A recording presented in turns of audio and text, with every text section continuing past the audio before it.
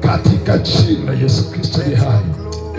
Mungu wa mbinguni, unayejua maisha ya mama huyu, neno lako linasema njoni kwangu nyinyi msumbukao na kulemewa na mizigo mizito ya dhambi, nami nikawapumzisha.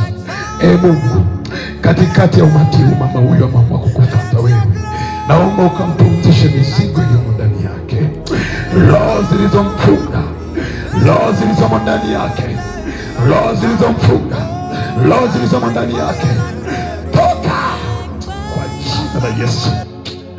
Pando lisilopangwa na Baba, natuma damu ya Yesu, damu ya Yesu mama huyu, damu ya Yesu juu ya mama huyu, ikaachie maisha yake, ikaachie ufahamu wake. Damu ya Yesu ikakusafishe, damu ya Yesu, damu ya Yesu, damu ya Yesu, damu ya Yesu ikaponye mifupa, ikaponye damu, ikaponye nyama. Magonjwa yaliyo juu yako we mama, kuanzia sasa nayateketeza, kuanzia sasa nayaondoa, kuanzia sasa nayafukuza, kuanzia sasa nayapisha kwa jina la Yesu, kwa jina la Yesu. Moto, moto, moto, moto, moto, moto, moto, moto, moto wa Yesu ukakunguze, moto wa Yesu ukakuleteze.